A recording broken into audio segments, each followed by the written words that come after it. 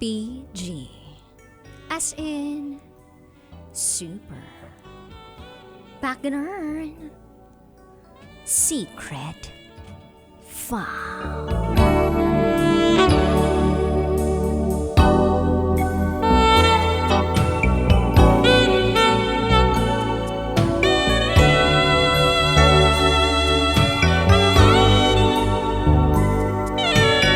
Ipinagtimpla niya ako ng kape. Pero, iba ang sinipsip niya.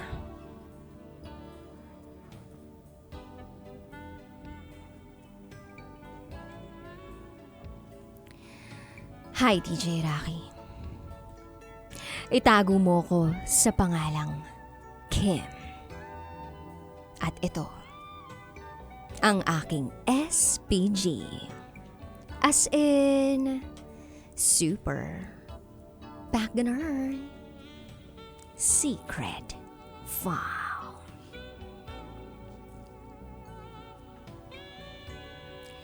Manager ako sa isang private company somewhere dito sa Central Luzon. May asawa na ako. At kasal kami ng mahigit 10 taon na. At meron din kaming 3 anak. Nasa elementarya ang panganay at yung gitna. Yung bunso naman, kapapanganak ko lang this year. Pagkatapos ng maternity leave ko, bumalik agad ako sa trabaho para maghanap buhay.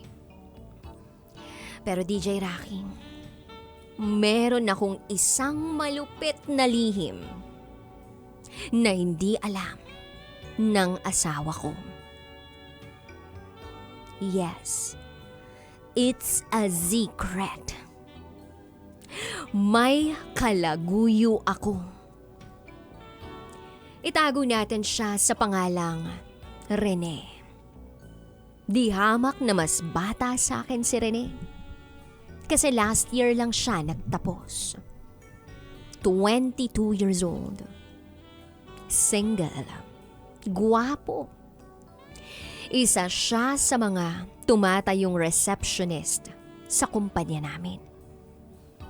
Hindi ko alam pero sa tuwing papasok ako sa opisina at sa tuwing nakikita ko sa front desk si Rene, parang nabubuo na agad ang araw ko. Minsan nga rin ay ayoko nang umuwi. Gusto ko na lang siyang titigan, hagkan, at basta. So ayun, pagbalik ko sa office galing sa 105 days kong maternity leave, winelcome ako ng 3 staff early morning. Kasama na doon si Rene. Syempre, na-excite akong makita sila. Lalong-lalo na si Rene. Na-miss ko si Rene. Ayun, kwentuhan muna with the staff sa naging experience ko sa pagbubuntis. Sabi ko, ang lakas dumede ni Bunso. Mabuti raw kasi tipid sa pambili ng gatas. Tapos, kwentuhan pa tungkol sa routine namin ng asawa ko paggabi. Salitan sa pagkarga kay Bunso, sa pagpapatahan at pagtulog. Pagkatapos ng konting tsikahan, ay pumasok na ako sa office ko. Pagkaraan ng mga ilang minuto lang, nagpunta ako sa pantry para magkape. Saktong-sakto, andun si Rene. Sabi niya sa akin, Ma'am, magkakapig po kayo? Ipagtimpla na kita. Nagko-coffee na rin po kasi ako eh. Hindi naman ako tumanggi sa offer niya. Nagpasalamat ako at sabi ko, ilagay na lang niya sa table ko yung kape. At sabi ko sa kanya, pwede rin siyang magkape sa desk ko. Catching up lang, kwentuhan. Pumayag siya. Nagtimpla siya ng kape. Ibinigay sa akin sa desk. At umupo kaharap ako. Nagkatinginan kami sandali. Pero alam mo yung pakiramdam na ang tagal kong hindi nasilayan ang mukha niya? Yung ngiti niyang pang teenage heartthrob. Hindi pa siya nagsasalita. Inunahan ko na siyang kausapin. Sabi ko kay Rene, I missed you. Sumagot siya at sabi niya, Na-miss din po kita, ma'am. biro ko sa kanya. Ano, may ipinalit ka na sa akin, no? Nagjowa ka na ba? Sagot niya sa akin. Ma'am, wala po. Hinintay po talaga kita. Ikaw lang po ang gusto ko. Ay, kumabog ang dibdib ko bigla. Like, kinabahan ata ako na tila na-excite na parang may something na mangyayari sa amin nung umagang yon. At may nangyari nga, DJ Rocky. Hindi na nagkapigilan. Sabi ko kay Rene, ilak niya ang pinto. I-off ang ilaw sa office ko. At isara lahat ng blinds. Ginawa niya. Hindi kami nag-aksaya ng oras. Umupo ako sa lamesa. Humiga. At pumatong siya sa akin. Tinadtad ng mga halik ang labi at leeg ko. Hanggang sa hinubad ko na ang blazer ko. At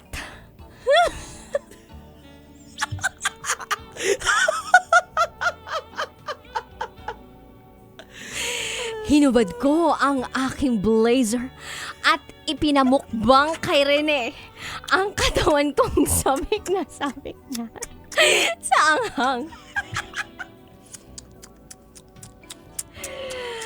Pagkatapos ay parang napansin niya ang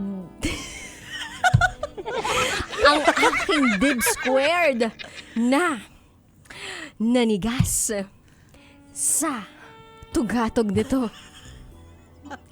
Kaya nagpaalam siya sa akin. Ma'am, tumutulo yung gata sa dibdib niyo. Pwede po bang sipsipin?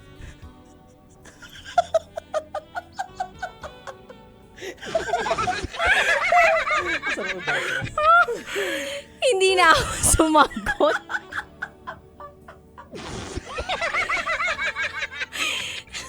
Hindi na ako sumagot. Sinubsog.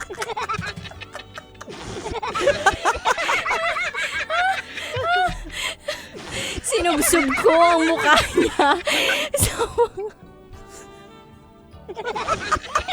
sinubsog ko ang mukha niya sa dip squared ko para sumipsip.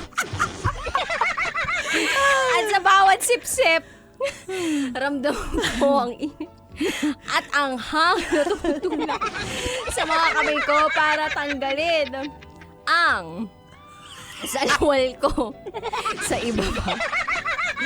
At habang nagaganap ang lahat, ay ini-imagine ko na siya muna ang baby na dumidede sa dib squared ko. At sabi ko kay Rene,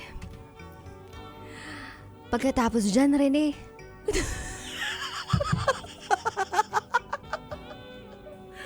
doon ka naman sumipsip sa mapa.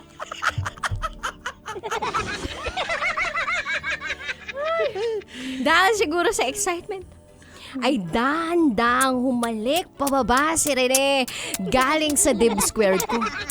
Papunta sa tiyan kong may stretch marks pa.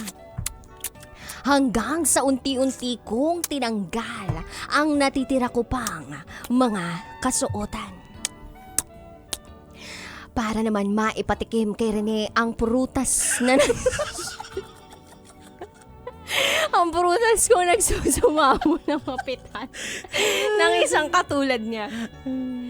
Naramdaman kong dumampi ang labi at dila niya sa prutas ko na tila kinakayon ng pataas, pababa, pakaliwa at pakanan.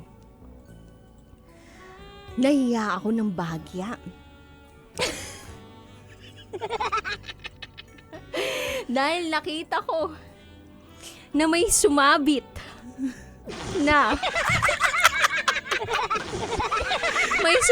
na ball squared.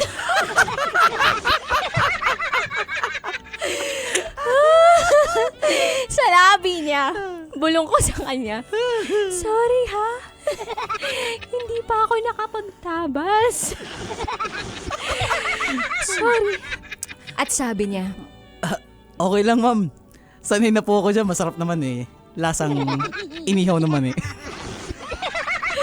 at nang lumabas na ang bituin sa langit, habang nakapikit ako ay umahon ako at ako naman nang nagbigay ng serbisyo kay Rene. Lumuhod ako sa harap niya at nagdasal.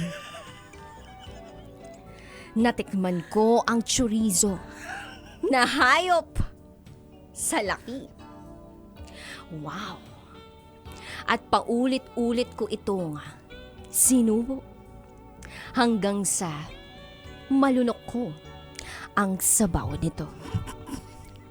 Parehas kaming nakontento at agad na rin kaming nag-freshen up sa CR pagkatapos ng lahat. Binuksan niya ang ilaw, inadjust ang blinds, binuksan uli ang pinto. Bilin ko kay Rene bago lumabas ng opisina ay huwag magsasalita tungkol sa amin. Kahit na anong mangyari. Alam kong may mga marites sa paligid. Pero hanggat walang ebidensya, hindi tayo aamin, sabi ko. Bilin ko rin sa kanya na huwag magpapahalata at huwag magbabanggit ng kahit anong kahinahinala. Pinabalik ko na rin siya agad sa front desk para magtrabaho. DJ Rocky, alam ko namang mali ang relasyon namin ni Rene. Hindi ko na kailangan ng lecture tungkol dyan. Alam kong hindi ito normal at hindi ito dapat gawing normal.